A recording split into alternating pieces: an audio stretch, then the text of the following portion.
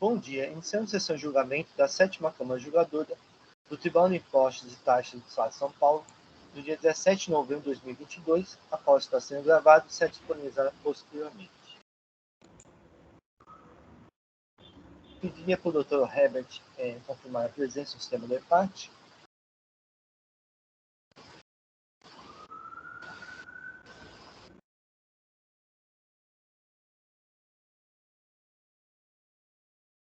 Bem, vou iniciar a sessão. Presença confirmada. Obrigado.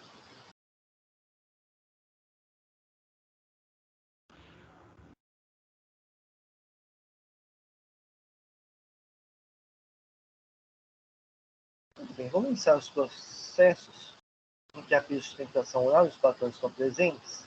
Sim. Iniciar com o processo de Algar Telecom S.A., recurso ordinário de minha relatoria.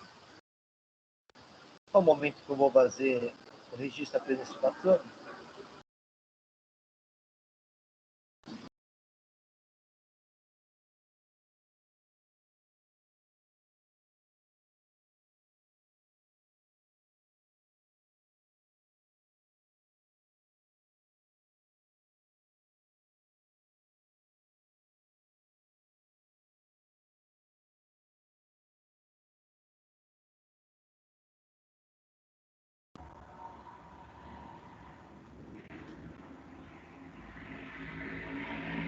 Doutor Éder. Excelência. Éder? Presente. Então, doutor Éder, eu vou antecipar um pouco o meu voto. Pois não. Eu não vou julgar o mérito nesse momento, Sim. porque há um problema, para mim teria um problema de nulidade da decisão recorrida. Se o doutor quiser fazer sustentação oral nesse ponto, Não há o necessidade. mérito eu não estaria julgando nesse momento.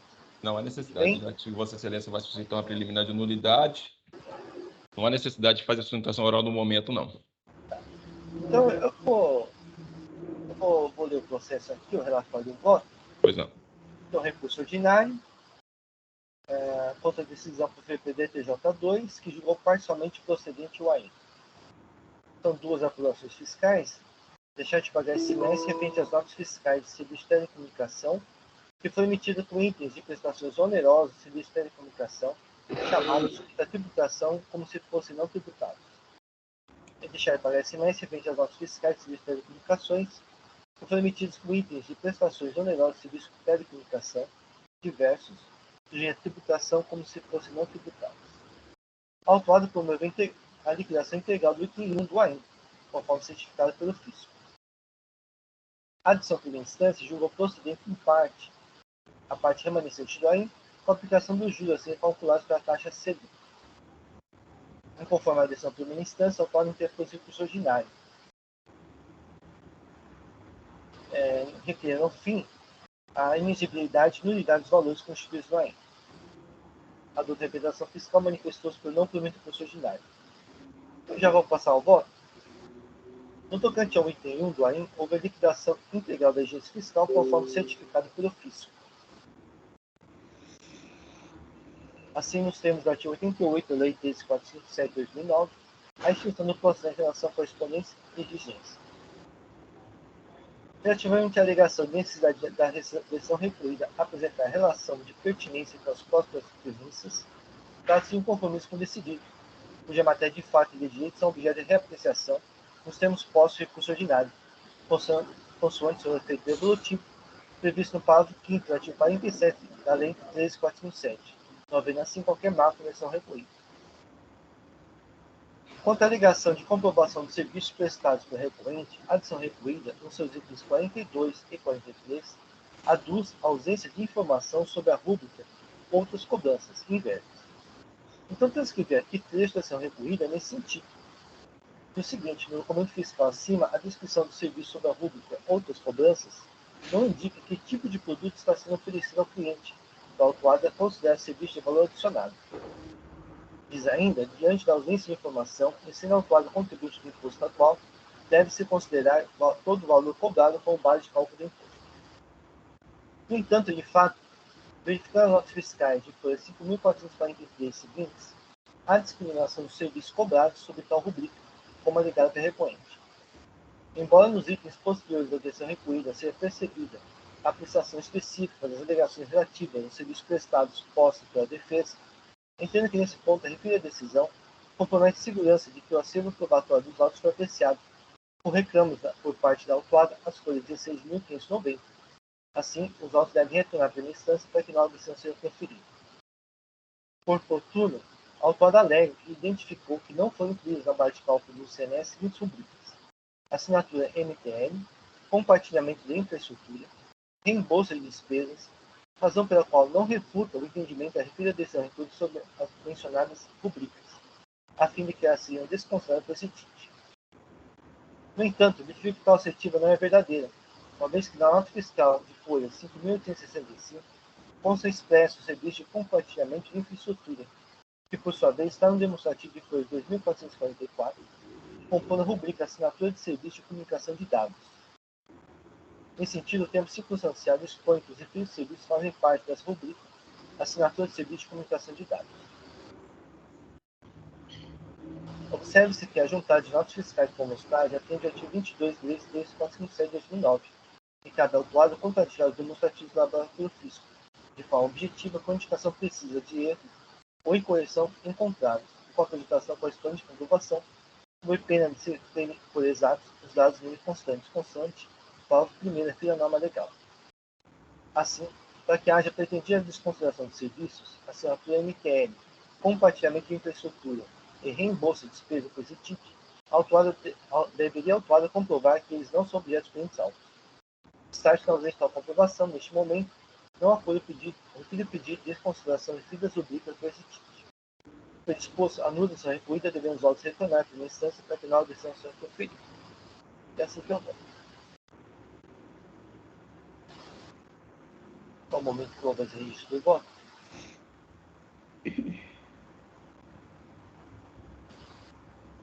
Doutor Egger, gostaria de fazer alguma consideração? Não, Excelência, não tem necessidade, não. Considerando a decisão que foi proferida por Vossa Excelência agora, não há necessidade de nenhuma consideração, não. Eventualmente, se manter a decisão de primeiro grau e haver necessidade de um novo recurso ordinário, a gente volta aqui para tentar fazer sustentação oral. Tá bom, muito obrigado. Então, o processo está em discussão. Não vem Doutor Inácio, Sim. ficou uma dúvida aqui, eu queria tirar com o senhor. No item 42, a julgadora ela trata como exemplo a nota fiscal, né, dos outros serviços. Sim. Entendo que o rol exemplificativo ele não é taxativo, ele não vincula ela a exaurir todas as notas de todos os serviços.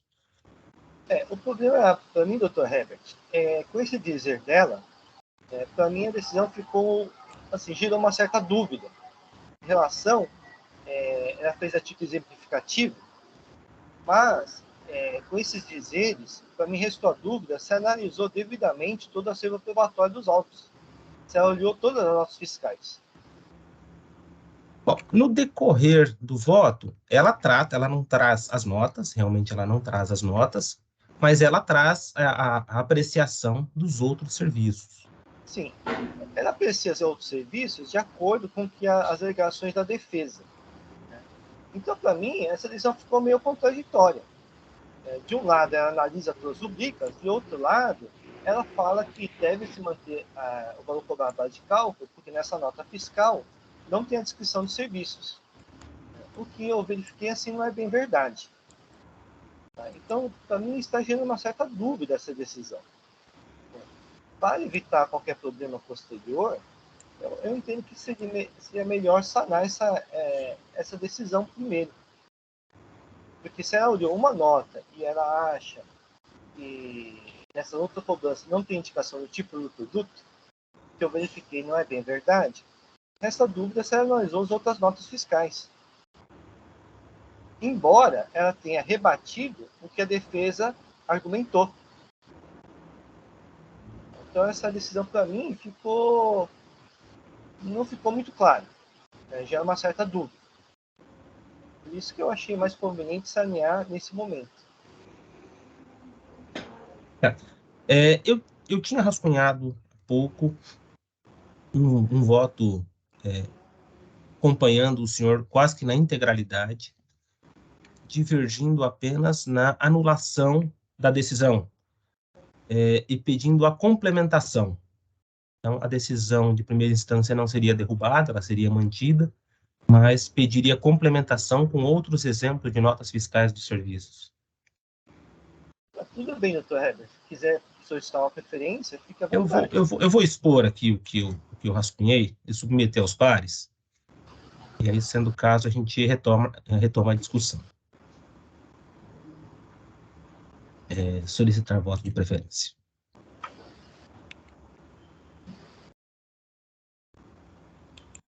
Está concedido, doutor Heber.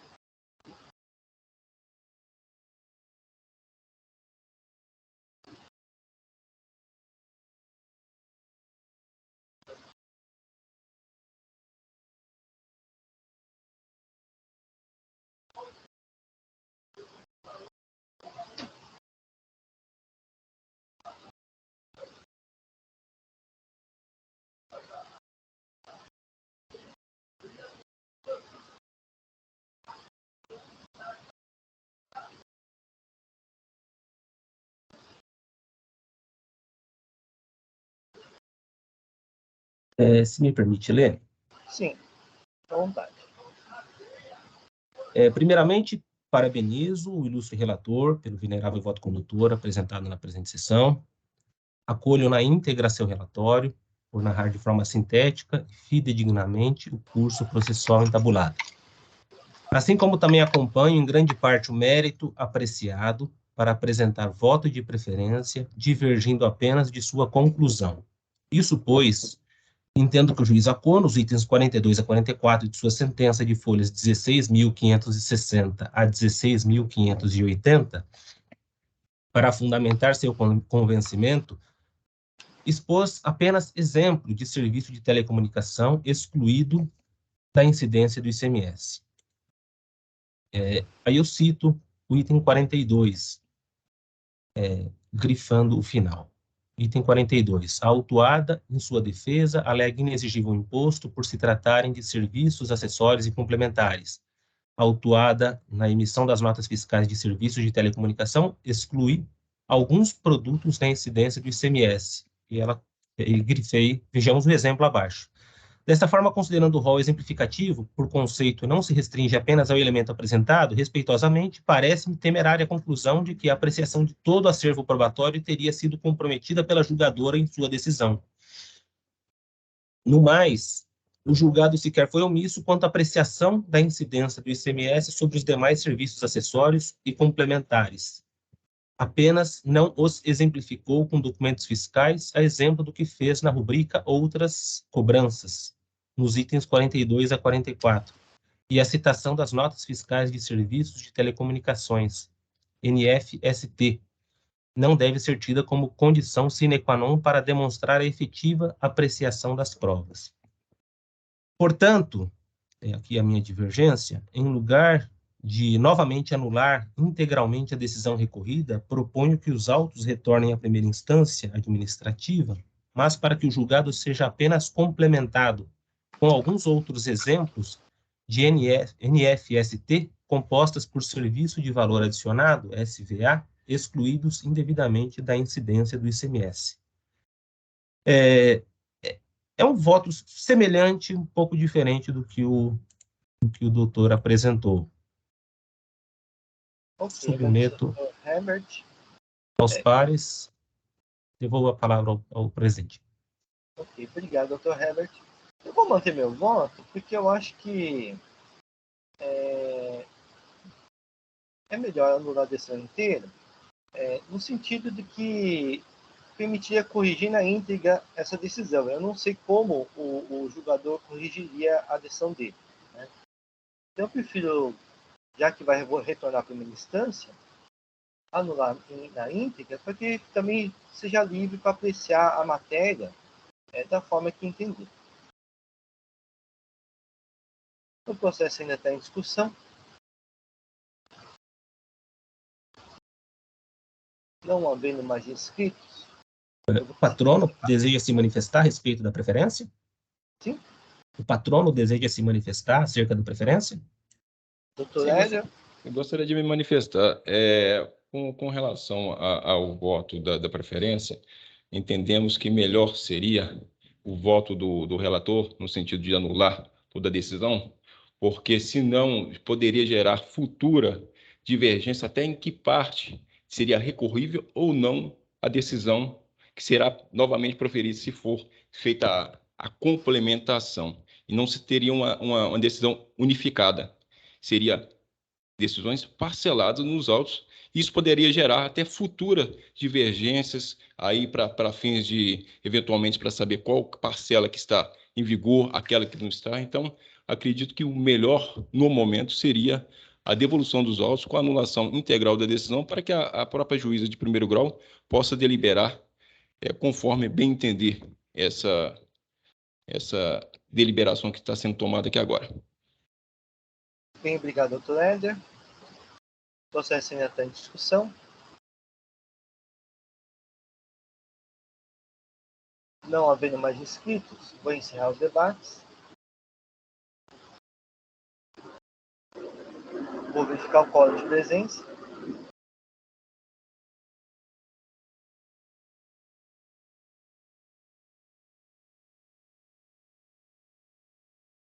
E vou iniciar a votação.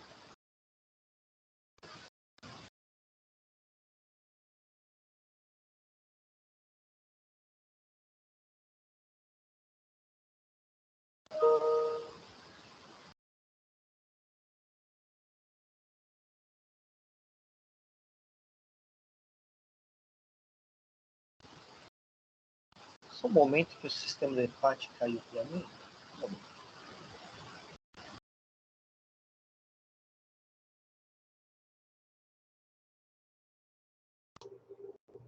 Para mim também. Retornou à sessão. Só aguardando o voto do doutor Maria Anselmo.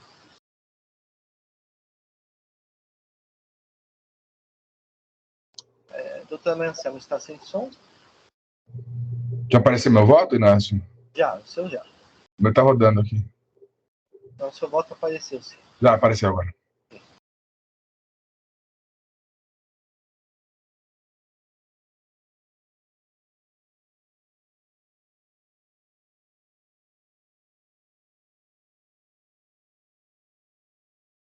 Muito bem, encerrada a votação, por 3 votos a 1, prevaleceu o meu voto.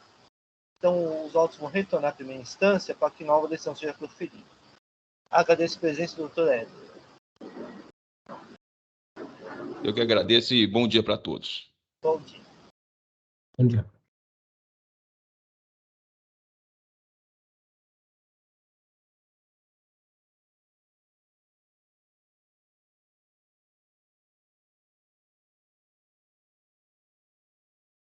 Passar para o processo de PDF nível limitado, recurso de ofício, relator do Dr. Maria Anselmo.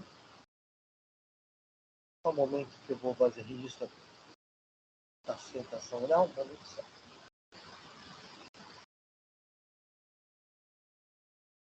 Esse daqui é um recurso de ofício. Dr. Tabir, o seu documento é da 15.188.349, correto? Perfeito, perfeito.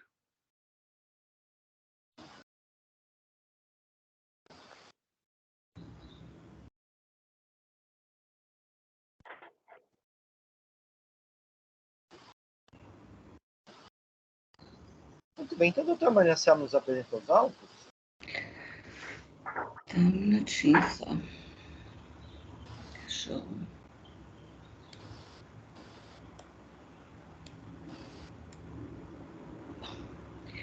Então, vou ler aqui as informações. Bom dia a todos, mais uma vez. Bom dia a todos que nos acompanham. Então, trata-se de recurso de ofício interposto contra a decisão que julgou procedente o AIN. A contribuinte foi deixar de pagar o ICMS conforme demonstrativo apresentado. Na verdade, esse processo aqui, ele veio, então vou fazer um resumo, porque é muito extenso. Ele veio, inclusive, já foi julgado também na Câmara, na 12ª Câmara, com o voto do doutor Argos. Esse processo teve o julgamento da primeira instância, cancelado AIN. A Fazenda entrou com recurso de ofício e a 15ª Câmara proferiu, com a doutora Daniela, deu provimento ao recurso de ofício. A doutora Eliane Ristou pediu vista, ratificando o recurso de ofício, e uma outra juíza também pediu vista, também ratificando, em argumentos diferentes, porém, mantendo o recurso de ofício. Teve responsável solidário, login logística de produtos de higiene e limpeza, e a contribuinte, então, nas folhas 2.482 a 2.515, entra com pedido de retificação de julgado e interpôs recurso especial contra a decisão da 15ª Câmara. O pedido de retificação de julgado interposto pela contribuinte autuada foi, então, distribuído para a 15ª Câmara, onde eu digo, então, que a doutora Daniela acolheu o recurso. Em retorno, o pedido de retificação de julgado foi distribuído para a 12ª julgadora deste tribunal, onde, com voto proferido pelo Dr. Argos de Paula Gregório, conheceu parcialmente do pedido de retificação de julgado e, na parte conhecida, deu provimento, saneando o equívoco na decisão proferida, determinando que seja excluído o trecho, ou seja, não se conhecem os sócios de fato deste estabelecimento de fachada. A contribuinte autuada, ora recorrente, junta novamente recurso especial. Os pressupostos de admissibilidade foram encontrados. O recurso especial interposto pelo solidário login logística de produtos de higiene. Posto isso, foi indeferido seu processamento pela DJT, já que os pressupostos de admissibilidade foram encontrados no recurso especial interposto pela contribuinte autuada. Isto posto, foi deferido seu processamento. A representação fiscal, junto às contestações, é um recurso especial interposto pela recorrente. O recurso especial foi distribuído à Câmara Superior deste tribunal, onde, com voto proferido pela ilustre juíza doutora Cacilda Peixoto, foi dado provimento ao recurso, anulando o recurso de ofício, para que os autos sejam encaminhados à Câmara Julgadora para complementação de julgado, com a devida análise do tema, levando em consideração os termos da diligência proposta, as folhas 2.733, a manifestação do agente fiscal de renda autuante, as folhas 2.738, e os demonstrativos constantes das folhas 2.739 a 2.809, bem como a manifestação da recorrente sobre a diligência realizada, as folhas tais e da representação fiscal tal. A recorrente interpôs pedido de retificação de julgado às folhas 3.179 a 3.198, o qual foi deferido o processamento. A doutora Cacilda não conheceu do pedido de retificação de julgado e manteve a decisão proferida anteriormente, que é a complementação de julgado. Esse é o relatório. Eu até vou me antecipar, presidente, porque eu entendi, eu não sei se o patrono vai sustentar, para complementar o julgado, eu entendi que tem que voltar o processo para diligência, novamente, para que o fiscal fale sobre as notas fiscais de devolução que foram reconhecidas, e o fiscal não falou nada, mas a empresa alega que teve devolução de mercadoria e o fisco não falou sobre isso. E também, quando eu analiso a planilha feita pelo fisco, eu não consegui vislumbrar os processos, os produtos que são alíquota de 18, e o fisco entendeu que todos são de 25, salvo o melhor juízo. Deixa eu pegar aqui que eu olho.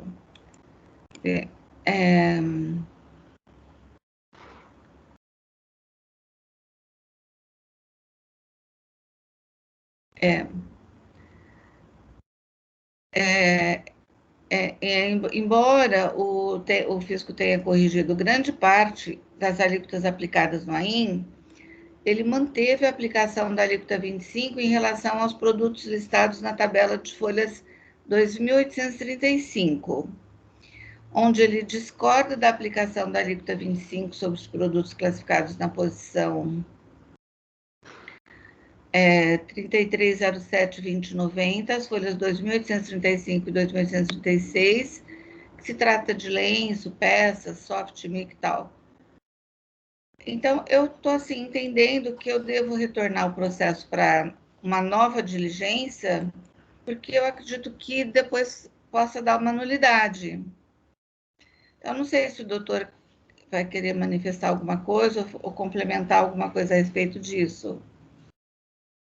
Na verdade, eu até vou dizer que, se o doutor quiser sustentar, eu retiro o processo de pauta, se o presidente me permitir, e reanaliso esses produtos na página para uma confirmação realmente, e já volto para a próxima quinta-feira ser julgado. Muito bem, doutor Gabriel, gostaria de fazer alguma consideração?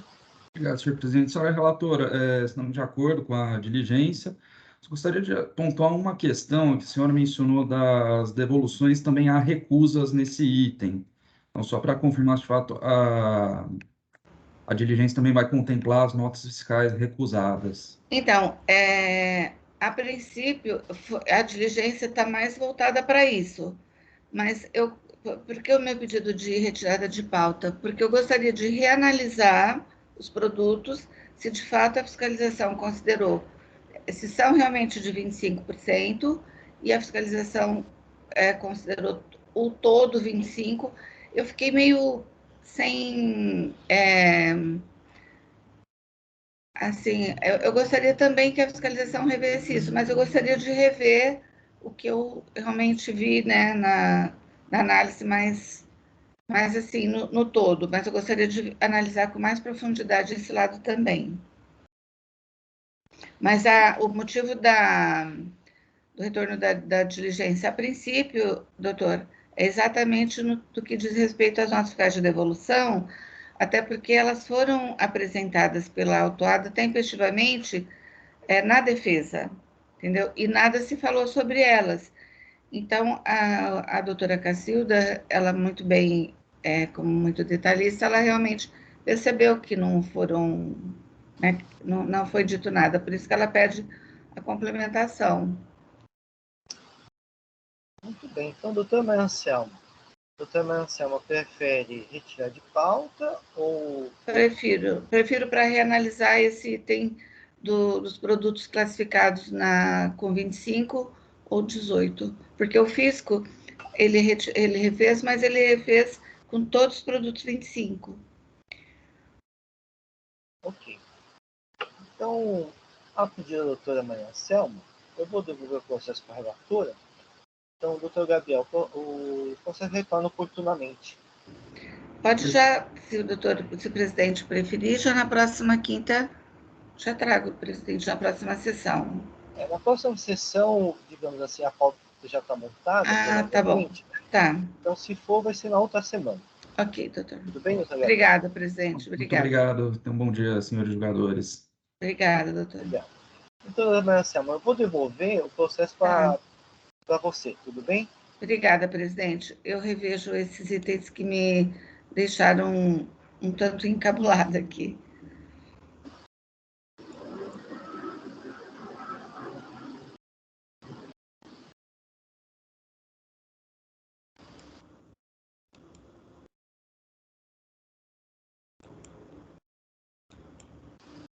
Muito bem, passar para o processo de 2RC Varejo Moda Feminina Limitada, recurso ordinário de minha relatoria.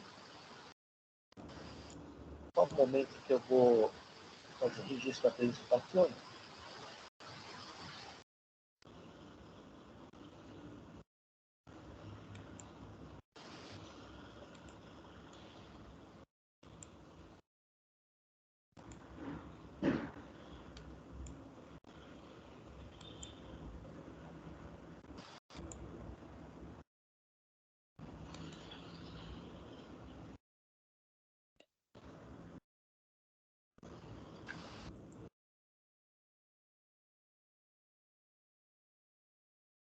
Doutora Damiane, está presente? Presente. Doutora Damiane, eu já vou antecipar um pouco o meu voto, porque eu vou propor uma diligência. A doutora gostaria de fazer a sustentação lá nesse momento ou prefere quando do retorno? Prefiro quando do retorno, então. Vai converter em diligência? Isso, minha proposta é conversão em diligência. Se for vencedor, então vai para a diligência e a doutora pode fazer a sustentação lá na próxima sessão, quando retornar. Se houver alguma preferência, meu voto não prevalecer, de qualquer forma, eu teria que retornar os votos para mim, né, para analisar o mérito. Perfeito. Tudo Perfeito. bem? Por mim, tudo bem. Eu vou ler o relatório. É um recurso ordinário que julgou parcialmente procedente o AIM. São 13 acusações fiscais. Deixar de pagar ICMS por falta de lançamento de notas fiscais de entradas, conforme apurado por meio do levantamento fiscal. Deixar de pagar ICMS depois da falta de entrega de GIAs, valor apurado pelo Harkness e de sua escrituração fiscal digital no período. Terceira apuração, deixar de pagar ICMS por emissão de nota fiscal eletrônica, referente à operação tributada, CFOP 5949, outras saídas de mercadorias de prestação de serviços especificados, ou erro na aplicação da alíquota. Quarta apuração, deixar de pagar ICMS por escrituração de documentos fiscais, notas fiscais eletrônicas, referente a operações tributadas como não tributadas, remessa de mercadorias para demonstração para fora do Estado de São Paulo. Regulamento ICMS prevê o lançamento do imposto incidente na remessa e no retorno para o território do Estado, de mercadoria a título de demonstração, inclusive com destino ao consumidor final ou usuário final. Fica suspenso sendo assim por se tratar de operação impessoal e não interna, operação tributada normalmente. Quinta apuração, deixar de pagar ICMS por emissão de notas fiscais eletrônicas, referente a operações tributadas como não tributadas, remessa, retorno de mercadoria ou bem para conserto ou reparo. Sexta apuração, deixar de pagar ICMS por escrituração do documento fiscal, referente a operações tributadas como não tributadas, remessa mercadorias para demonstração sem comprovação do retorno. Sétima apuração, deixar de pagar ICMS por emissão de nota fiscal eletrônica, referente a operação tributada, outra série de mercadorias, prestação de serviços não especificados, sem destaque do ICMS. Momento só. Oitava, apuração fiscal, acreditar-se indevidamente ICMS por ter sido acreditada em sua EFD, escrituração fiscal digital do ICMS, em valor maior do que destacado nos documentos fiscais. Nona apuração, acreditar-se indevidamente ICMS referente ao ICMS, destacado em notas fiscais, emitidas pelo contribuinte e lançadas na sua EFD, ao cobertar operações de devolução de mercadorias relativas às vendas efetuadas no consumidor final e ao não contribuinte do imposto. Essas operações não foram comprovadas. Nessa apuração fiscal, deixar de escriturar, se encontravam escrituradas as operações do período, documentos relativos à saída de mercadorias e operação não sujeita ao pagamento do imposto. 11ª apuração fiscal, deixar de escriturar documentos fiscais, notas fiscais eletrônicas, relativas à entrada de mercadorias do estabelecimento, sendo que já se encontraram escrituradas as operações do período. 12ª apuração fiscal, deixar escriturar documentos, notas fiscais eletrônicos relativas a entrar em mercadoria no estabelecimento, sem que já se encontrava escriturar as operações do período. 13ª apuração fiscal, falta de entrega de GIA, no período de novembro de 2019, não apresentado no fisco, com valor de operações de saída ou prestação de serviços realizados no período. A adição primeira instância julgou improcedente o item 2 e procedentes demais itens do AEM. Inconforme a adição primeira instância, o contribuinte interpôs recurso ordinário, requerendo a nulidade de ser recorrida, a improcedência da cobrança dos itens 4 e 9 do AEM, a redução das multas ao máximo de 30% do valor do imposto. A doutora reputação fiscal apresentou ponto a razões manifestando-se por não por recurso ordinário. Eu vou passar o voto. Em relação ao item 9 do AEM, a autora alega que, em relação às 407 notas fiscais apontadas pela fiscalização, 2 pontos. 141 notas fiscais estão corretamente referenciadas às devoluções. 38 notas fiscais não conseguiu a vinculação, não sendo objeto de impugnação. 221 notas fiscais possuem referência ao cupom fiscal de venda. 7 notas fiscais não possuem referência à respectiva nota fiscal ou cupom fiscal de venda, mas é possível relacionar o vínculo entre as devoluções e as vendas efetuadas. Entendo que a matéria de fato pode ser melhor esclarecida, conforme o parágrafo 1º, permitido pelo parágrafo 1º, artigo 25 da Lei 13.407. Assim, a autora deve, no prazo de 30 dias, elaborar demonstrativo, relacionando o demonstrativo 9, por 267.293, com as notas fiscais / cupons fiscais de venda correspondentes às devoluções, indicando destinatário, número da nota fiscal, cupom fiscal, data de emissão, valor base de cálculo, alíquota e número das folhas que constam os autos. Observe o entendimento do Dr. Antônio Augusto Pereira de Carvalho. O contribuinte que junta aos autos mais de uma centena de documentos fiscais arrasta para si o ônus de identificar em cada um desses documentos os dados que lhe foram favoráveis, proceder uma apurada análise da análise técnica com as necessidades e, finalmente, cotejar de maneira circunstanciada de seus resultados e conclusões trazidas pela fiscalização. Quanto ao item 4, a autora alega que seria possível correlacionar as notas fiscais de saídas e entradas com os mesmos produtos e mesmos clientes dentro do prazo de 60 dias. Assim, também entendo que a matéria de fato pode ser melhor esclarecida. Conforme para primeiro, do artigo 25 da Lei 13.407. Assim, a autora deve, no mesmo prazo, acima assinalado de 30 dias, elaborar o demonstrativo, relacionando o demonstrativo 4, folha 66 e 70, correspondente aos fiscais de entrada, indicando destinatário, número da nota fiscal, cupom fiscal, data de emissão, valor base de cálculo, alíquota semestre e número de folhas que constam os autos. Após a doutora reputação fiscal para a manifestação.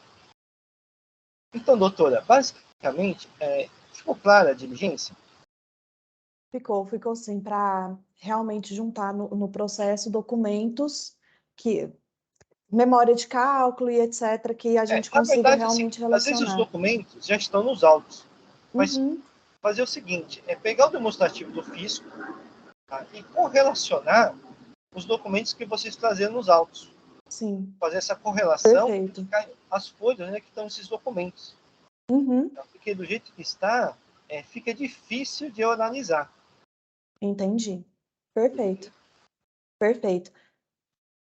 Só um momento que eu vou fazer pequena correção aqui nesse voto, que é um erro de digitação. Momento só.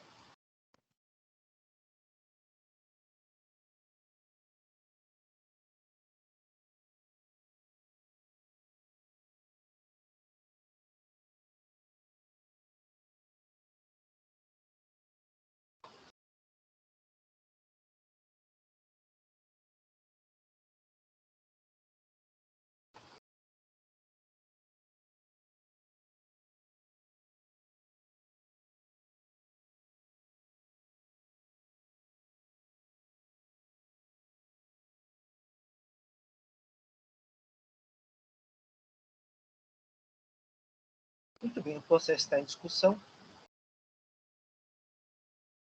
Inácio, só uma sugestão. Sim. Não sei se talvez teria que aclarar melhor. O prazo para diligência, 60 dias, data de contagem de início. Porque às vezes tem casos que o pessoal confunde, o processo vai para a primeira instância para fazer notificação, ou é da decisão, da publicação dessa decisão, só para o contribuinte saber o início de contagem. A partir dessa decisão, ou vai para a primeira instância para intimar? Esse é um procedimento que às vezes gera alguma dúvida. Eu vou fazer o seguinte, como a patrona está presente, já sabe mais ou menos, já sabe o teor da decisão, eu vou colocar aqui 30 dias a partir da publicação da decisão. É 60, né? Você propôs 60. Botei 30. Com 30 dias. É basicamente assim, a maior parte dos documentos eu acho que já estão nos autos, Alexandre. E é mais correlacionados com o demonstrativo do fisco. É um cotejo mesmo, um cotejo analítico. É um cotejo, senão fica difícil, né? A gente folhear, a gente pode incorrer em erro nesse sentido. Então, eu só vou fazer a partir da publicação da decisão. Perfeito. Eu até tinha verificado, quando eu baixei a íntegra do processo, que quando a gente realizou a juntada, a gente realmente separou todos os documentos, mas depois eu vi que quando juntou no processo, ele deu uma misturada, então a gente vai organizar e trazer realmente nos demonstrativos separadinhos.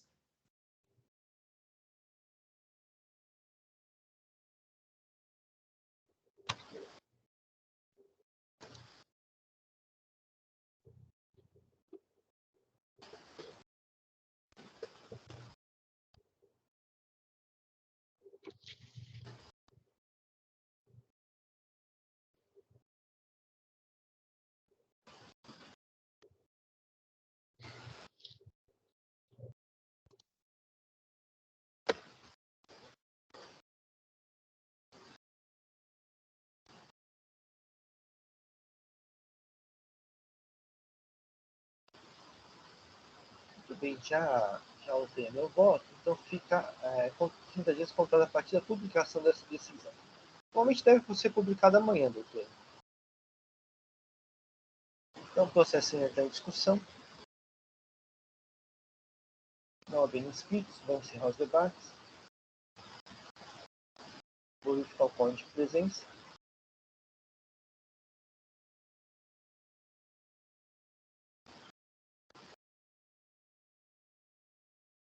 Eu vou iniciar a votação.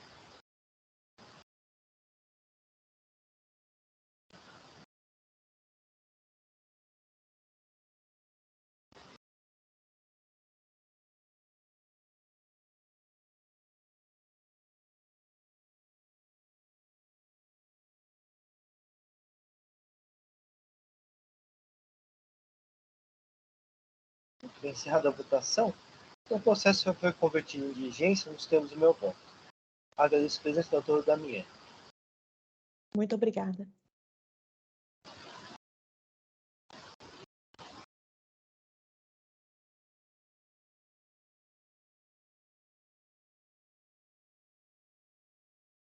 Passar para o próximo processo. Usina Automogiana S.A., Açúcar e Álcool, recurso ordinário, relator do Dr. Alexandre. No momento que eu vou fazer registro da ausência do patrono,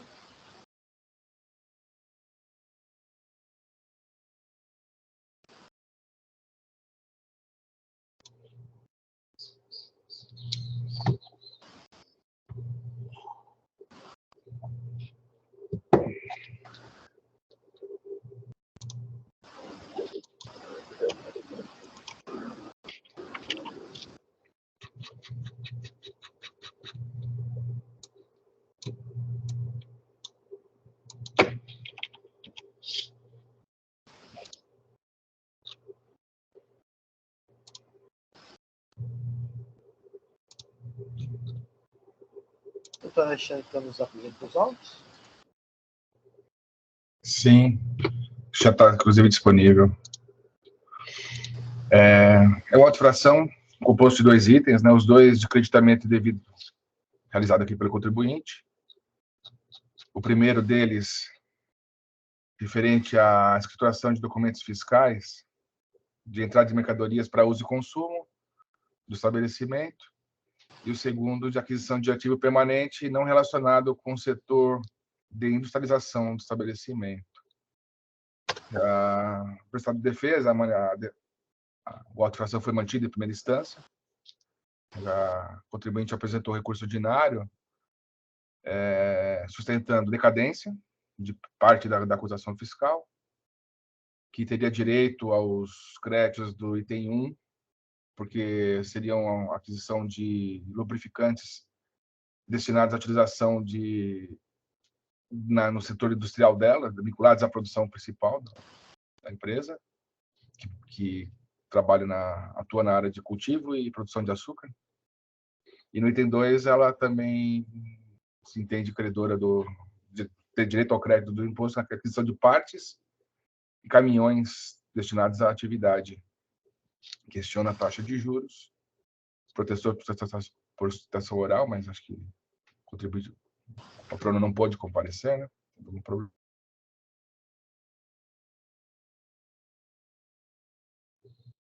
Doutor Alexandre, acho que travou o seu áudio. Está me ouvindo? Agora sim. Até que parte vocês me ouviram? Bem no começo, doutor Alexandre. O senhor estava falando que a patrona não... Desculpa, o senhor estava falando que a patrona não pode comparecer. Isso. Então, eu vou direto ao voto agora. O recurso ordinário da contribuinte pode ser conhecido por presente de requisitos a tanto.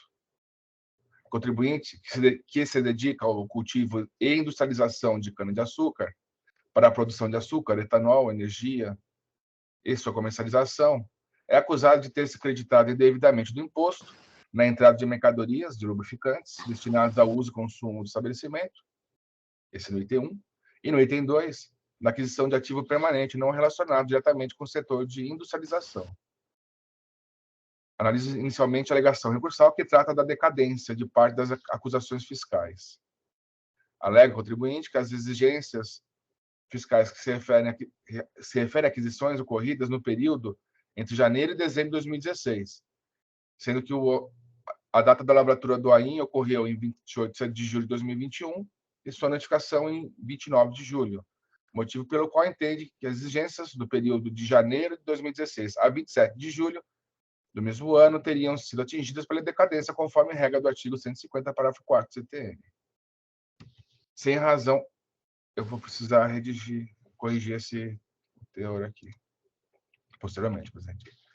Sem razão, a contribuinte, pois tratando o auto de infração apenas de infrações relativas ao creditamento indevido do imposto, a contagem do prazo decadencial deverá ser realizada nos limites do entendimento simulado por esse tribunal, conforme segue demonstrado, e aqui eu transcrevo a súmula 9, que diz que nas autuações originadas da escrituração de créditos devido do imposto, ICMS, aplica-se a regra decadencial disposta no artigo 1731 do CTN.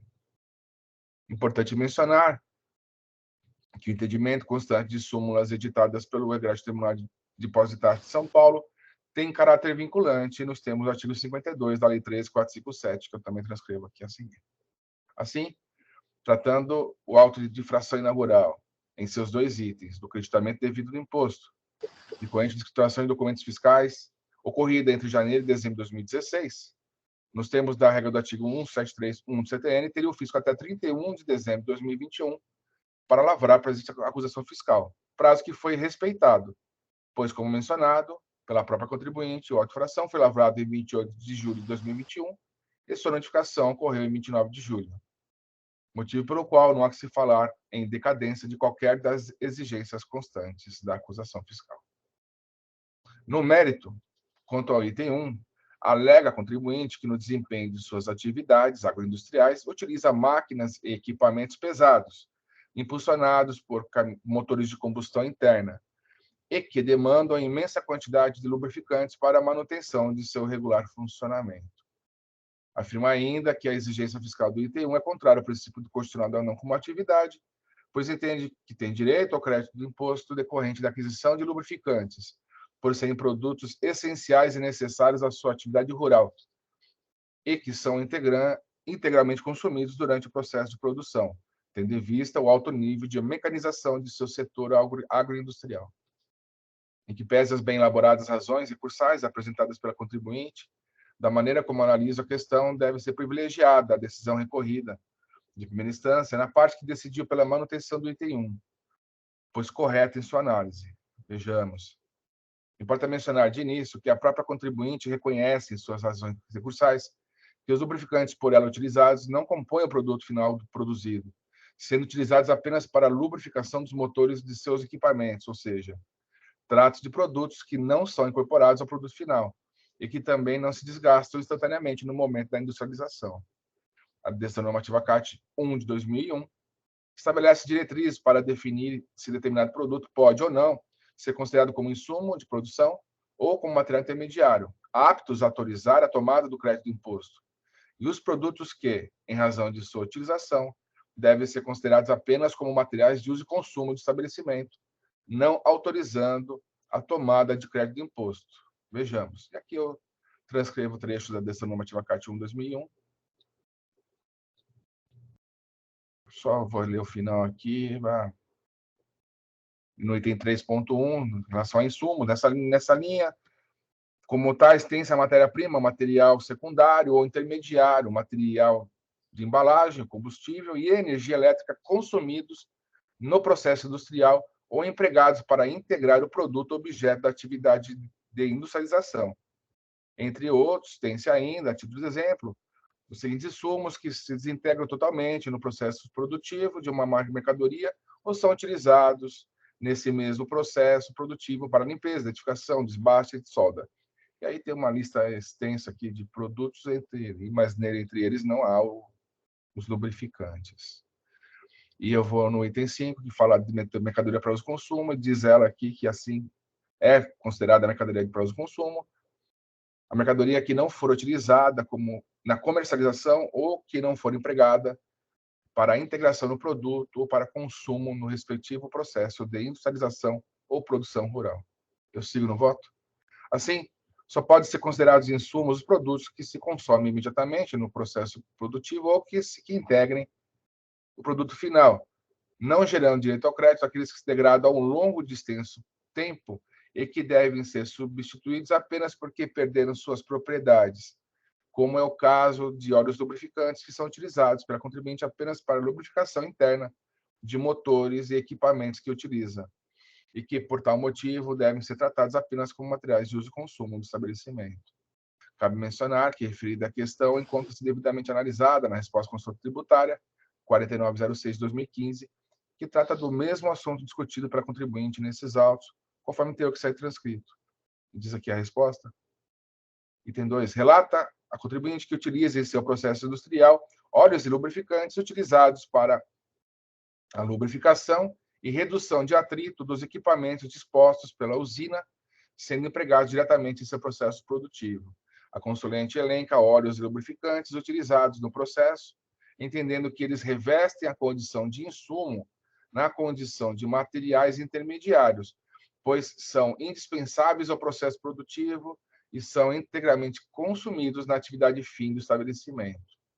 Mais adiante, já na fase de interpretação do assunto, diz aqui a consulta, os insumos empregados quando consumidos instantaneamente no processo industrial do produto, cuja saída seja regularmente tributada, geram por suas entradas ou aquisições direito ao crédito de imposto.